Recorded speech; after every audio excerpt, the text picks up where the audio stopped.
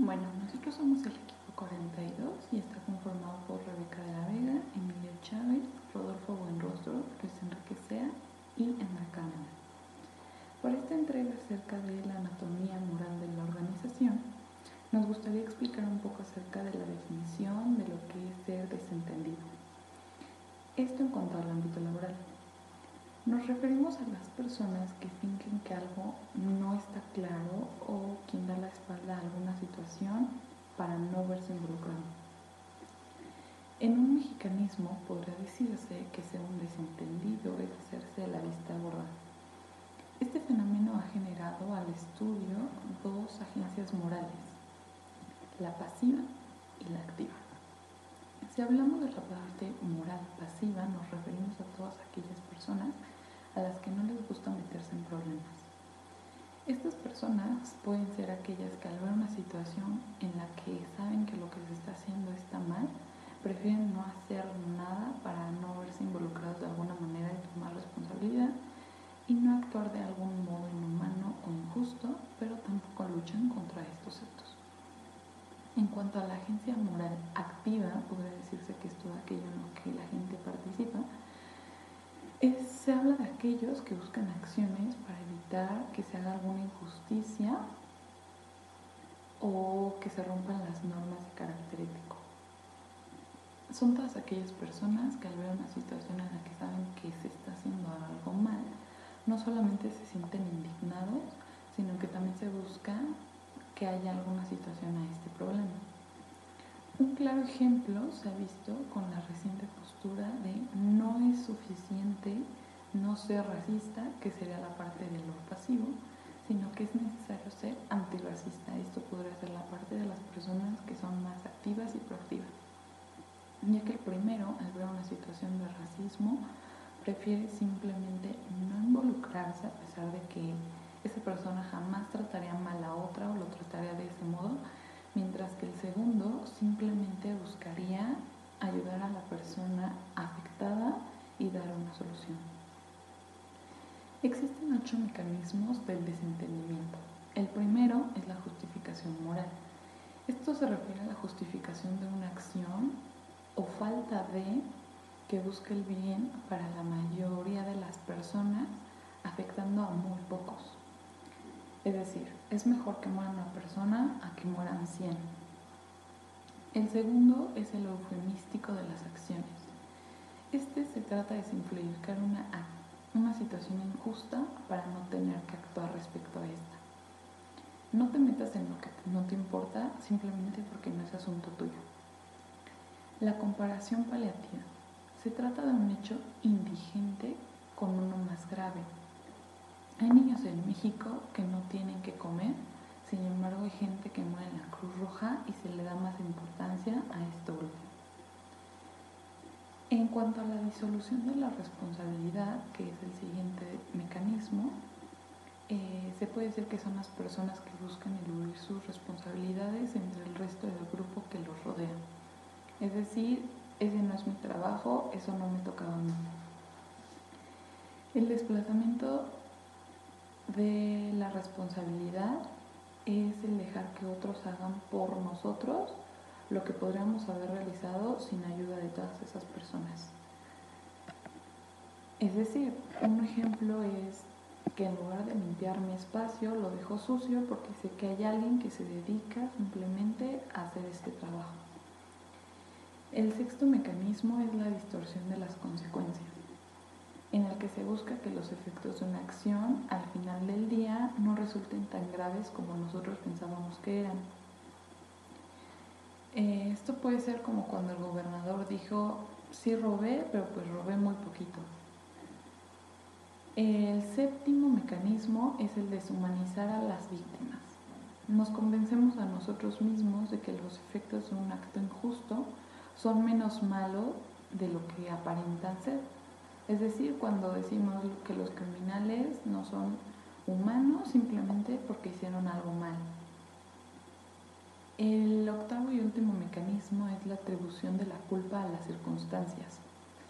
El atribuir nuestros actos a circunstancias fuera de nuestro control Es decir, no tenía de otra, aquí en México así se hacen las cosas y simplemente dejarlo ahí. Todo lo anteriormente mencionado es del psicólogo Albert Bandura. Cuando le preguntamos a Mauricio sobre los principales resortes de desentendimiento moral dentro de Procter & Gamble, él nos comentó la existencia de 5: el desplazamiento de la responsabilidad, la disolución de la responsabilidad, la justificación moral, la distorsión de consecuencias y la comparación paliativa. Según Mauricio, el desplazamiento de la responsabilidad es un mecanismo común. La empresa tiene responsabilidades ante las autoridades y ante los lineamientos de la misma empresa, por lo que a veces cuando se comete una falla, los empleados pueden argumentar que esta ocurrió debido a que desconocían el lineamiento y por lo tanto otra función irresponsable del mismo. Un ejemplo muy común es cuando para acelerar la operación de un plan a ejecutar no se siguen ciertos lineamientos contables. Esto no solo provoca problemas en la forma de reportar de la empresa ante el corporativo, sin embargo provoca un retrabajo por parte del área de finanzas para asegurar que la contabilidad sea correcta y se muestren los eventos de forma correcta. El segundo más común que está presente es la disolución de responsabilidad, en donde personas realizan acciones basándose en qué sí y qué no es su responsabilidad. Mauricio nos comenta que este ejemplo se produce principalmente cuando se tienen procesos que requieren la autorización de varias funciones, ya que cada una de estas personas pueden ignorar fallas que no estén relacionadas con su área, para que sea la persona del área correcta quien señale el error y busque una solución. Una frase importante que comentó Mauricio en este ejemplo fue: al ser responsabilidad de todos, es responsabilidad de nadie. Él nos comentó que la justificación moral también está presente en Procter & Gamble, ya que sí existen ocasiones en las que se tienen que tomar decisiones que afectarán a un grupo de personas por situaciones de negocio, y se busca la forma de afectar a la menor cantidad de personas posibles. Mauricio nos mencionó 2 ejemplos claros. El primero es cuando se cierra una planta de producción y se tienen que eliminar posiciones de trabajo, y el segundo cuando se vende alguna división o alguna marca del negocio y dentro del trato se están vendiendo la relación laboral de algunas personas. Si bien estos ejemplos nos muestran un grupo de personas afectadas, estas decisiones se ven justificadas para continuar con la operación de la empresa. Es decir, ellos serán afectados, sin embargo, los demás y su empleo continuará. Mauricio nos comentó que la distorsión de consecuencias y la comparación paliativas también han estado presentes en Procter & Gamble. Un ejemplo que nos dio es sobre cuando se descubre algún problema interno iniciado por algún empleado y se están revisando qué acciones se tomarán para que este evento no se repita, o qué acciones se tomarán en cuanto al empleado que realizó la acción incorrecta en contra de los principios o en contra de los lineamientos hechos por la empresa. En ocasiones, algunas personas, los superiores o la gente que está estudiando el caso, tratan de reducir la amplitud del hecho que se está estudiando, ya que pueden hacer una distorsión de las consecuencias. Sí, aceptan que la persona es culpable, sin embargo, admiten que lo que realizó esta persona no es tan grave como pudo haber sido. En tanto, la comparación paliativa se realiza cuando las personas que están estudiando el caso, de igual manera, admiten que hubo una falla, admiten que hubo un error y que el empleado es probablemente culpable. Sin embargo, comentan que a lo mejor en algún otro lugar, en alguna otra marca, otra empresa u otro país de la misma operación de Procter & Gamble sucedió algo peor y por lo tanto este evento no tiene tanta importancia como se la dan. Esto provoca que al final, en comparación, ya sea con un evento externo a través de la comparación paliativa o en la reducción de las consecuencias del evento a través de la distorsión, se reduzca el evento y al final se considere como algo que fue no tan grave para la empresa. Otro mecanismo mencionado en la entrevista fue el eufemístico de las acciones, el cual, de acuerdo con el psicólogo Albert Bandura, las personas buscan simplificar una situación injusta para no tener que actuar sobre ella. Este mecanismo se ve mucho en el área de finanzas, en donde múltiples personas evaden ciertas responsabilidades al decir la conocida frase de "no te metas en lo que no te importa". Este mecanismo es especialmente importante en esta área, ya que al ser la conciencia fiduciaria de la compañía, se tiene que enterar y comprender de todo lo que pasa en la organización. También es importante recordar que los empleados de esta área tienen una de las tareas más importantes, porque son los responsables de reportar los errores encontrados para su debido procesamiento. El último ejemplo mencionado en la entrevista es la distorsión de las consecuencias. Este mecanismo busca que las personas se convenzan de que sus acciones, al final del día, no resultan tan graves como pensaban. En la entrevista, nos mencionaron que la organización ha tenido varios problemas donde han visto este comportamiento, especialmente cuando existe un mal manejo de los recursos de la empresa. Se ha visto que los directivos o responsables del área o proyectos, al ser confrontados con alguna irregularidad en su procedimiento o sus registros, se justifican con que su error no es tan grave como parece, y que otros directivos han hecho cosas peores. Nos mencionaron que esto es algo que se ha visto en múltiples ocasiones, pero que Procter & Gamble sabe que a pesar de la existencia de errores anteriores o, más graves, no se pueden hacer de la vista gorda con los nuevos problemas. La realidad es que se deben de reconocer los problemas e implementar mecanismos para evitar que vuelvan a suceder. La siguiente pregunta que se realizó durante la entrevista fue si los colaboradores y las colaboradoras que trabajan en Procter & Gamble son conscientes de la presencia de dichos mecanismos en la organización. La respuesta fue un enfático sí, que tal vez no con los nombres presentados por Albert Bandura, pero es un hecho de que Procter & Gamble intenta aprender de los errores pasados para evitar caer en el hacerse de la vista gorda. La empresa busca reforzar el conocimiento de los empleados y se utiliza la conocida Semana de las Cosas Correctas para reforzar el comportamiento que la empresa quiere ver en sus empleados. Si durante el año se encuentran con un comportamiento incorrecto, queda en manos del comité determinar si es algo que requiere intervención inmediata o si se puede abordar durante la Semana de las Cosas Correctas. El siguiente punto que tocamos con Mauricio Cornejo fue en relación a cómo estos mecanismos, o como él lo mencionaba, justificaciones, interfieren de manera directa con los bienes internos de la compañía, en este caso de Procter, y con la operación día a día. Él fue muy claro con su respuesta y lo que nos comenta es que este tipo de mecanismos y justificaciones lo único que generan y provocan son faltas de control. De acuerdo al análisis que hicimos de su respuesta y de los diferentes conceptos que nosotros le comentamos, si bien estos mecanismos generan o buscan generar resultados a corto plazo, y como lo menciona Mauricio, porque permiten tomar y escoger una vía corta para lograr un resultado. Sin embargo, esto es a corto plazo.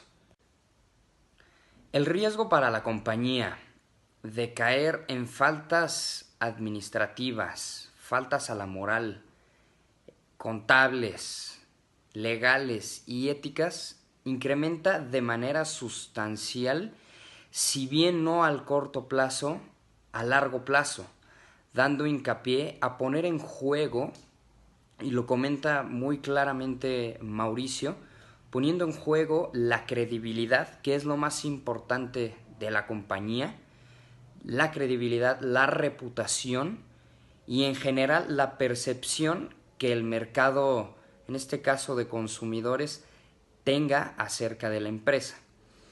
Aquí lo importante a destacar, y como bien lo menciona Mauricio y como lo pudimos analizar nosotros de acuerdo a sus respuestas, es el claro conocimiento que se tiene acerca de este tipo de prácticas y que claramente van en contra de cualquiera de los puntos que estén dentro del contenido del Código de Ética y de Conducta de Procter. Tocando nuevamente este punto, Mauricio define estos mecanismos como justificaciones del comportamiento. Si bien se busca un resultado favorable para la organización, se está dejando de lado el principio fundamental de la ética, que es el poder reconocer a través de la convicción personal lo que está bien de lo que está mal. Todo esto a costa de un resultado a corto plazo. Bueno, referente a lo que nos comentaba durante la entrevista, le preguntamos si P&G cuenta con alguna estrategia viable para poder abatir el sentimiento moral en la organización. A lo que él nos comentó que, bueno, esto es todo un reto a lo que se enfrenta P&G día a día, ya que como organización su principal objetivo es que todos los colaboradores se sientan confiados y seguros para poder levantar la mano y denunciar todas aquellas acciones que ellos consideren van en contra de los valores de la empresa. Es por eso que les es muy importante recalcarles que nunca habrá una repercusión por aquella persona que levante la mano y denuncie, y que no deben de temer por su carrera dentro de la empresa. Para poder llevar a cabo esto, ellos cuentan con una línea de alerta en la que ellos pueden denunciar de forma anónima, pero también, si así lo desean, pueden acercarse a cualquier directivo del área de recursos humanos o con su jefe directo para hablar del tema.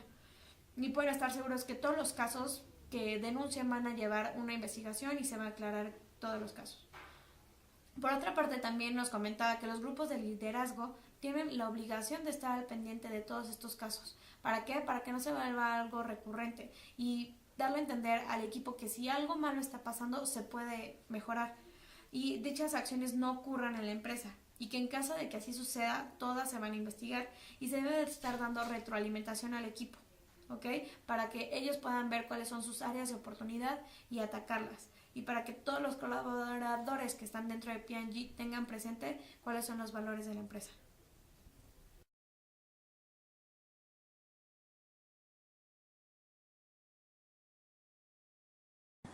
Después de haber concluido con nuestra investigación, tanto grupal como personal, acerca de todos estos actos morales, nos podemos dar cuenta de que es algo que vemos siempre en nuestro día a día y que ya lo damos como algo que es muy normal, nada fuera de lo común, y simplemente dejamos de darle importancia a todos estos hechos. Personalmente creo que uno de los mecanismos de desentendimiento que más se ven, al menos en mi día a día, es el de desplazamiento de la responsabilidad, y muchos dirían que es cosa de mexicanos hacer únicamente lo poquito que nos corresponde y no meternos en nada de lo demás para no tomar responsabilidad de eso. Un claro ejemplo es como cuando en un trabajo en equipo nos dividimos las tareas, hacemos nuestra parte y sabemos que uno de nuestros compañeros está teniendo problemas con su parte y simplemente no buscamos una solución a tiempo. Esperamos a que se termine el trabajo y si se entrega mal, decir, esa parte no era mía, el que lo hizo mal fue tal persona, así que eso no es mi culpa. Y sin embargo, como lo estamos diciendo, era un trabajo en equipo y se pudo buscar una solución antes, sin esperar que se diera la consecuencia. Y esto pasa en todos los aspectos, tanto en el ámbito escolar como en el laboral. Y si lo hacemos en este momento, es algo que vamos a seguir llevando a cabo en nuestro día a día y que no vamos a mejorar. Nuevamente, y como se comentó en la entrevista pasada, el equipo, a través del análisis de los conceptos que plantea el doctor psicólogo Bandura, pudimos relacionar las respuestas de Mauricio, colaborador de alto nivel de Procter, permitiéndonos comprender los diferentes conceptos como la agencia moral activa y pasiva y cómo estos son percibidos dentro de una organización reconocida a nivel internacional. Es importante denotar que una organización con un gran alcance e impacto como los que tiene Procter & Gamble debe de poner en marcha prácticas de gobierno corporativo y sanas prácticas, muy claramente con el ejemplo que nos puso Mauricio, a través de un código de conducta y de ética y de comportamiento que nos permitan mitigar este tipo de mecanismos de desentendimiento, o como bien los clasificó Mauricio, justificaciones del comportamiento.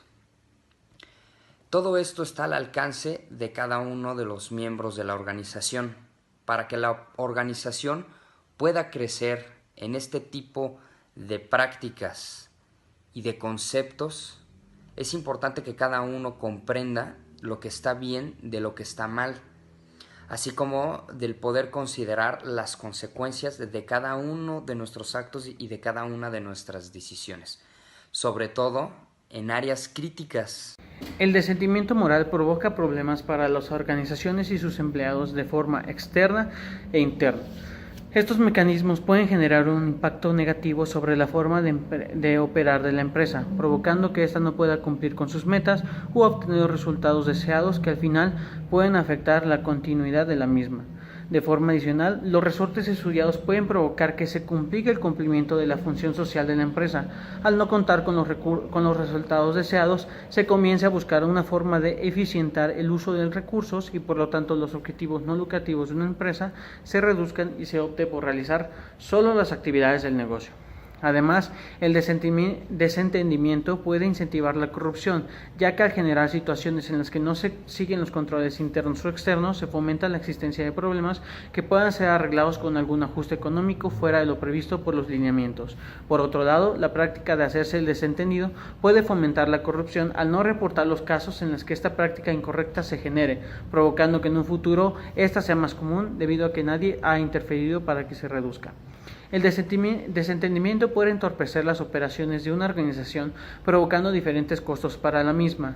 Uno de los más notables es el costo económico, ya que al no cumplir con los lineamientos o al tener una práctica incorrecta en el funcionamiento de la empresa, ésta puede afrontar pérdidas por situaciones de negocio malas o pérdidas derivadas de multas o castigos por parte de las autoridades de un país.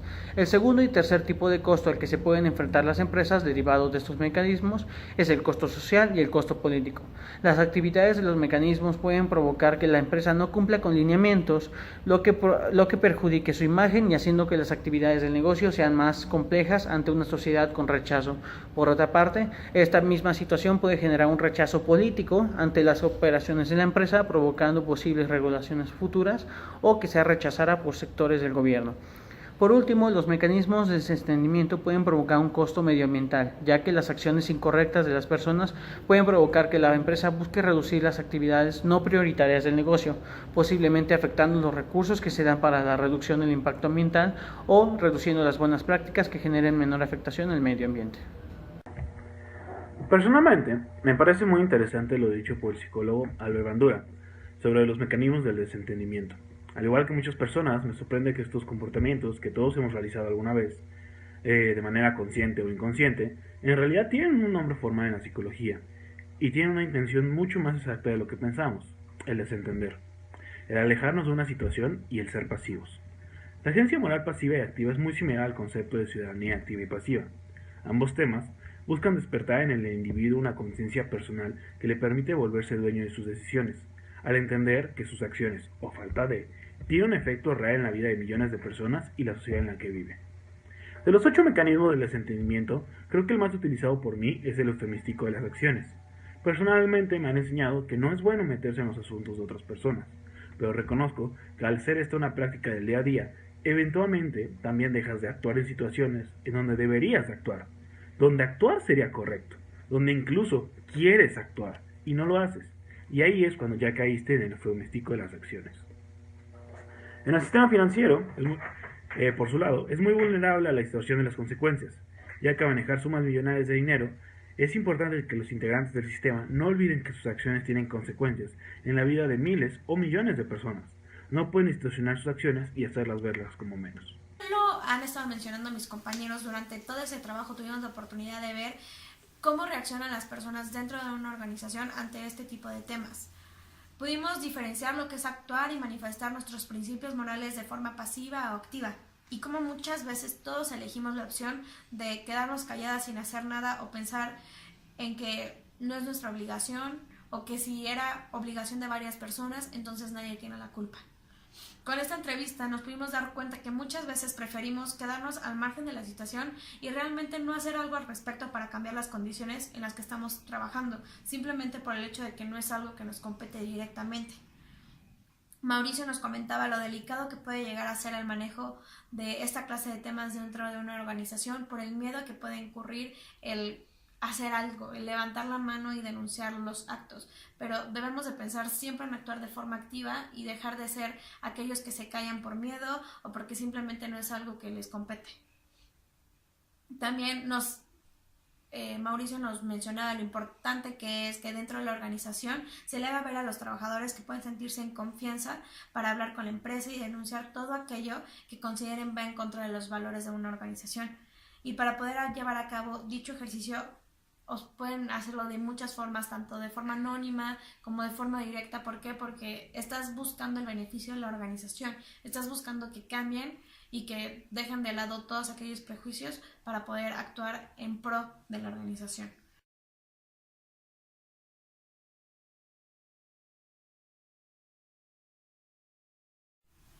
Esto fue todo por parte del equipo. Muchas gracias.